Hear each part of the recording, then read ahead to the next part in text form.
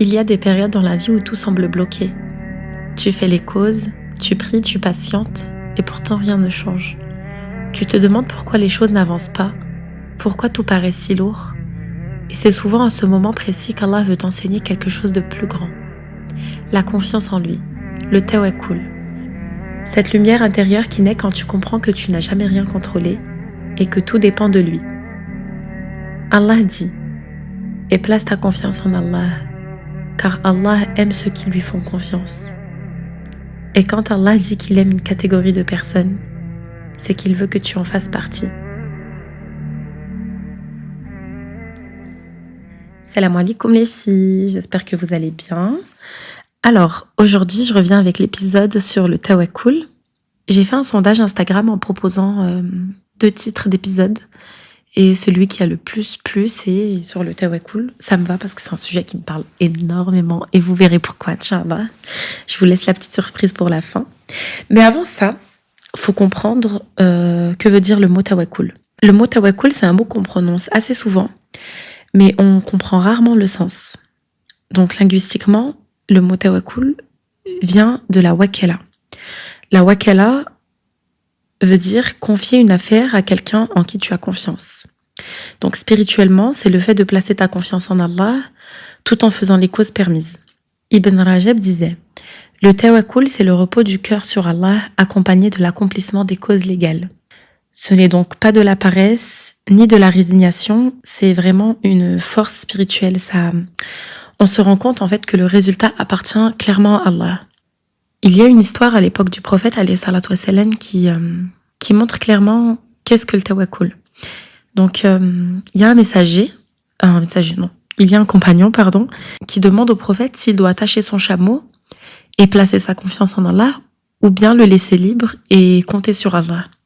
Le prophète lui a répondu, attache-le, puis place ta confiance en Allah.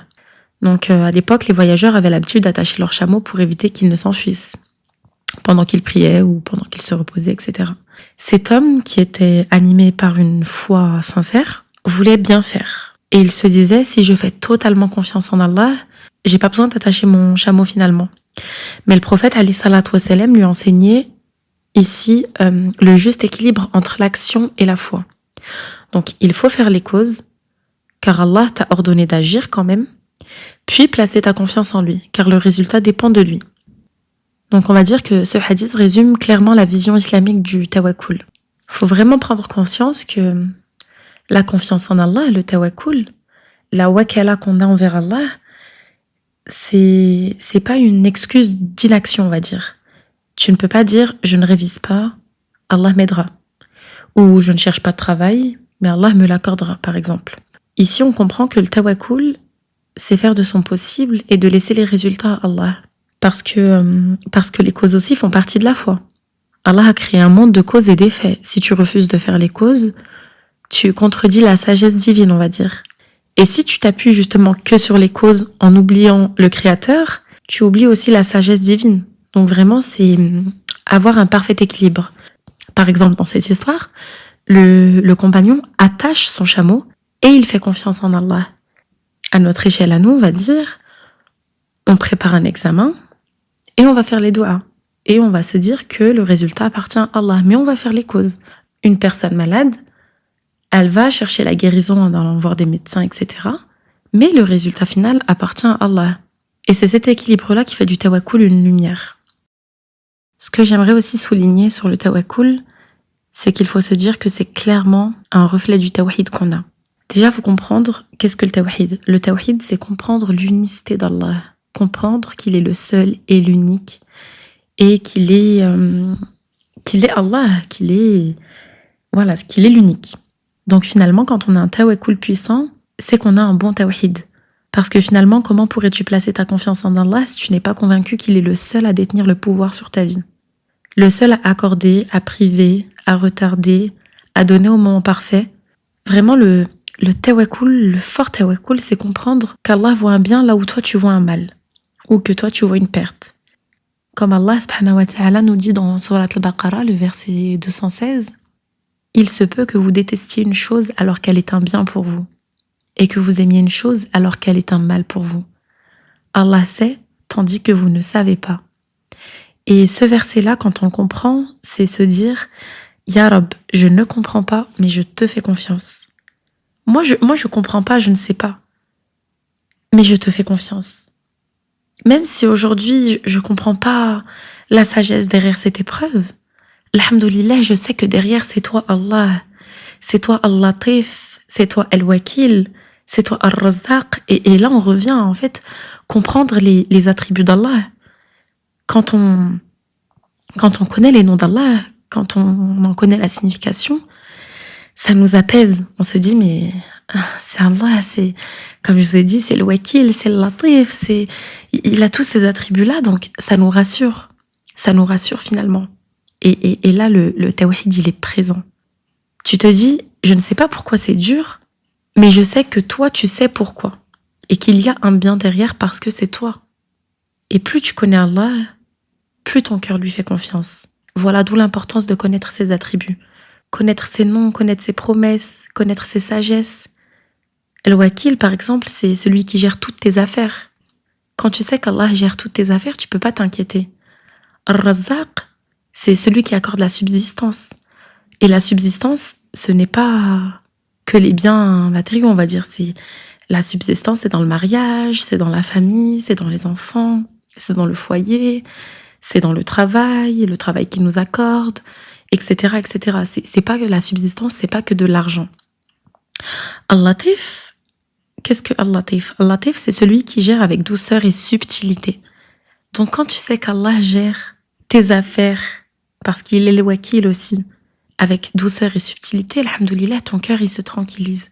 Combien de fois on pensait que certaines choses étaient un mal pour nous, au final on se dit alhamdoulilah qu'Allah a mis ça sur mon chemin. Et puis vraiment, quand on a un tawakkul sincère, quand on a une confiance sincère en Allah, déjà pause s'il vous plaît, pour comprendre le tawakkul, comme je vous ai dit, je veux remettre un coup de surligneur dessus, c'est le tawhid, avoir confiance en Allah et se dire que tout vient de lui. Si on a l'impression que tout vient de nous, etc., que tout est grâce à nous, machin, on n'a pas le tawhid, on n'est pas sincère envers Allah. Et nous, ce qu'on cherche, c'est la sincérité, c'est sa satisfaction. Vraiment, le tawhid, il doit être ancré. Tout musulman doit revoir son tawhid. Le tawhid, c'est qu'il n'y ait pas de déséquilibre dans notre foi. De pas se dire que c'est grâce à telle chose ou grâce à telle chose ou parce que si, parce que ça. Rien n'est grâce à toi. Par ta grâce à toi, rien. Tu n'es que le pion d'Allah. Si tu sers à quelque chose pour quelqu'un, tu n'as été que le pion d'Allah. Parmi ce jeu-là, toi, tu es juste celui qui facilite le plan. Mais ce n'est pas grâce à toi. Donc si par exemple, tu vois certains réussir par ta grâce, ce n'est pas par ta grâce. C'est par la grâce d'Allah. Si toi, tu réussis parce que tu as fait telle chose, tu as fait les causes, alhamdoulilah, mais le résultat appartient à Allah. Donc vraiment, comme je vous disais, les fruits du tawakkul, premièrement, le premier fruit qu'on va en tirer, c'est que tu cesses de t'épuiser à tout contrôler. Tu respires, tu lâches prise, tu sais qu'Allah gère ce que toi tu ne peux pas gérer et vraiment ça t'apaise. Donc il y a vraiment un apaisement, c'est la paix du cœur, la tranquillité. Al-qalb al-mutma'in finalement. Tout comme mon podcast, c'est le chemin du cœur apaisé avec le tawakkul. Le deuxième fruit, c'est le secours d'Allah. Allah, on sait qu'il est capable de nous secourir, de nous ouvrir des portes qu'on n'imagine même pas. Ensuite, le troisième fruit qu'on peut en tirer, c'est qu'Allah peut nous aimer grâce au tawakkul. Car comme il nous le dit dans Surat Al-Imran, le verset 159, Allah aime ceux qui lui font confiance. Donc quand tu pratiques le tawakkul, tu entres dans le cercle de son amour. Et quoi de plus beau finalement que de rentrer dans le cercle de son amour. Je ne sais pas si je vous l'ai déjà dit ou pas dans un de mes épisodes, mais vous savez, Allah il dit tout le temps, ceux qui font ça, je les aimerai. En fait, il privilégie certaines personnes. Et nous, on veut avoir certains privilèges. D'où le fait que je vous avais dit, je sais pas en fait si je l'ai dit ou pas, faudrait que... En tout cas, si je l'ai pas dit, c'est placé dans cet épisode, Inch'Allah. Nous, on cherche une certaine catégorie. Si Allah nous dit que sous l'ombre de son trône, il y a ceux qui ont fréquenté les mosquées durant toute leur vie, on va chercher à fréquenter la mosquée toute notre vie. Si Allah nous dit aussi que parmi ceux qui seront sous l'ombre de son trône, il y aura ceux qui ont pratiqué la religion dans leur jeunesse sincèrement et assidûment, eh ben nous on cherche à faire partie de cette catégorie de personnes. Si Allah nous dit aussi que sous l'ombre de son trône, il y aura ceux qui se sont aimés sincèrement en Allah, eh ben on cherche à faire des connexions fillah, de la mahiba fillah, de l'amour fillah. On cherche, vraiment on cherche, on veut faire partie, nous on cherche que les petits privilégiés d'Allah. Alors là, te dire que si tu as un tawakkul sincère, tu peux faire partie de cette catégorie de personnes. Vraiment, faut se le dire, Allah nous a dit dans Surat Al-Imran, Allah aime ceux qui lui font confiance. Mais t'imagines, Allah t'aime. Tu fais partie des gens qu'Allah aime, qu'Allah agrée, mais c'est trop beau. Donc nous, on veut ça, on veut son amour.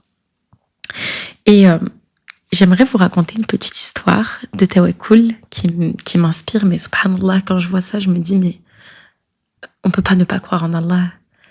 Quand tu vois des histoires comme ça, tu peux pas ne pas croire en Allah et au plan d'Allah et la beauté de ses plans, en fait. C'est incroyable.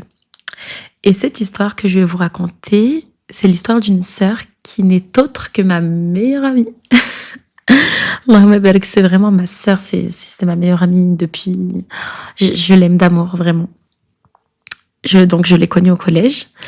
Et à l'époque... je lui parlais d'Allah, des prophètes, de la foi. Vraiment, on avait toujours ce type de discussion-là jusqu'à ce qu'elle est venue à se convertir. Allahumma barik. Jusqu'à ce qu'elle a fini par se convertir. Et aujourd'hui, subhanallah, pour vous dire, comme quoi, faut jamais se sentir supérieur aux autres. Vraiment jamais. Aujourd'hui, c'est elle, vraiment, qui m'enseigne ce que signifie le tawakkul. À l'époque, c'est moi qui essayais de l'attirer, donc c'était moi qui étais le pion d'Allah. Et aujourd'hui, c'est elle mon pion. C'est elle qui m'enseigne le tawakkul, la confiance en Allah, sincèrement. Donc pour vous raconter en bref, je vais pas trop rentrer dans les détails pour pas trop étaler sa vie. Elle a eu son diplôme, et à chaque fois qu'elle cherchait du travail, on lui demandait de retirer son hijab. Et elle, sa réponse, elle était claire. Je ne peux pas chercher ma subsistance en désobéissant à celui qui me la donne. Ça, c'était hors de question pour elle. Donc, retirer son hijab, pour elle, c'était hors de question. Alors après ça, elle a décidé de réaliser un projet qu'elle avait depuis longtemps dans son cœur. C'était vraiment son projet de vie dans lequel elle savait qu'elle pouvait évoluer sans désobéir à Allah, on va dire. Et Allah lui a ouvert toutes les portes. Mais vraiment, quand je vous dis que Allah lui a ouvert toutes les portes, Allahumma barik. Allahumma barik, c'est magnifique. Donc, elle a fait les démarches. Elle a été facilitée, mais dès le premier coup. Alors que c'est quand même compliqué. Enfin, j'ai pas trop envie de rentrer dans les détails parce que, voilà, peut-être que, voilà. Mais vraiment, il lui a vraiment facilité. Elle a eu des réponses claires et rapides. Subhanallah, il y a eu Vraiment, c'est... Quand Allah, on vous dit qu'il lui a facilité, c'est vraiment, il lui a facilité. Donc, après ça, dans ce même moment-là, Allah lui a accordé encore plus. Elle a rencontré un frère. Donc, elle avait aussi la doua de rencontrer un homme pieux qui va prendre soin d'elle, qui sera son mahram, etc. Elle avait ce désir-là aussi de se marier, mais elle avait aussi on va dire, un projet perso et professionnel qu'elle voulait acquérir, voilà. Mais en même temps, elle avait quand même cette envie dans le cœur de se marier, de rencontrer quelqu'un, etc. Et donc, à ce moment-là, au même moment, Allah lui a fait rencontrer un frère, pieux, gentil, vraiment, Allah me barak, vraiment gentil.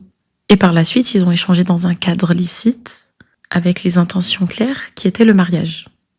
Elle lui a quand même parlé de son projet, et il lui a répondu, sans hésiter, mais je vous jure, je vous raconte ça, mais je me fais encore le film. Subhanallah, c'était un soir, elle marchait, et elle me dit, voilà, je lui ai dit, et on verra. Et le lendemain, c'était ok. Il lui a dit, je te suis.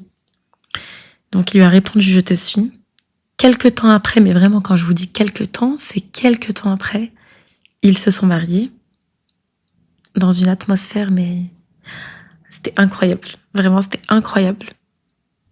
Rempli de baraka, vraiment, tu sentais qu'il y avait la baraka d'Allah, tout simplement. Et je me souviens d'un soir, pendant le ramadan, où on priait le tarawih ensemble. Faut vraiment se dire que ça a toujours été une copine de foi. C'est ma meilleure amie, certes, ça a toujours été une bonne copine à moi. Mais il y a toujours eu de la mahabba filaire. En fait, ça a toujours été tourné. Cette amitié, elle a toujours été orientée vers Allah.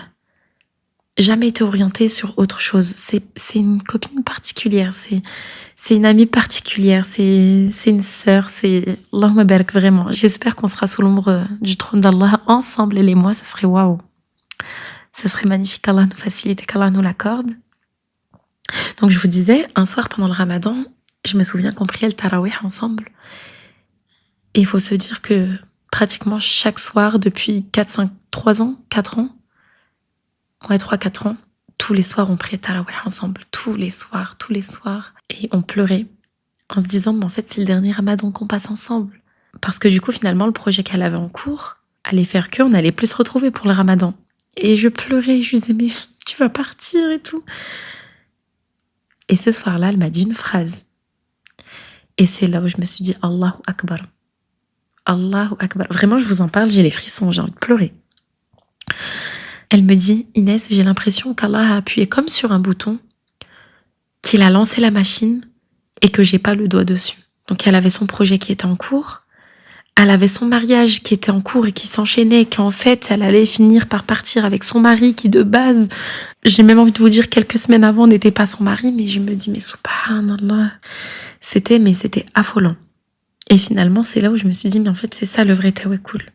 C'est quand tu lâches le contrôle et qu'Allah te montre que lui il l'a toujours, que tu as l'impression que ça s'enchaîne, mais que tu comprends pas comment ça s'enchaîne. Toi t'as fait les causes, mais t'as juste fait les causes et que tu te dis même les causes, j'ai l'impression que je sais pas, j'arrive pas à contrôler, ça découle en fait, ça avance et je comprends pas. Et subhanallah, je me souviendrai toujours de cette soirée-là. Je vous jure, fallait voir le mood dans lequel on était, la lumière tamisée de la mosquée sur la mezzanine, l'arrestation de notre imam qui venait de terminer, la mahiba qu'on avait entre nous, de se dire mais purée, le dernier ramadan ensemble, tu vas partir. Et que finalement, elle me dit, et en plus on était à la fois très heureuse, mais à la fois très inquiète parce que on se disait mais en fait est-ce que ça va trop vite là, on comprend rien. En fait c'était vraiment ça, c'était Allah, il a appuyé sur un bouton subhanallah et que la machine elle est lancée et qu'on comprend pas comment ça se passe. Et vraiment c'était l'entendre dire ça, c'était magnifique. Et là je me suis dit ah ouais ok, c'est ma source d'inspiration sur le tawakkul. Déjà qu'elle est ma source d'inspiration surtout, Allahumma barak, elle dégage quelque chose, elle dégage une lumière, elle dégage, Allahumma barak, qu'Allah la préserve, dites amin, invoquez pour elle aussi. Mais c'est magnifique.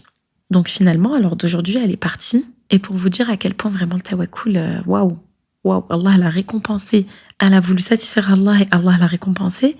C'est qu'aujourd'hui, elle travaille dans son domaine, avec son hijab, avec un emploi du temps qui respecte sa foi, parce que finalement, elle peut même avoir ses vendredis et aménager son emploi du temps comme elle veut, Allahumma barak. Vraiment, c'est Allahu Akbar. Allahu Akbar, tout dépend d'Allah.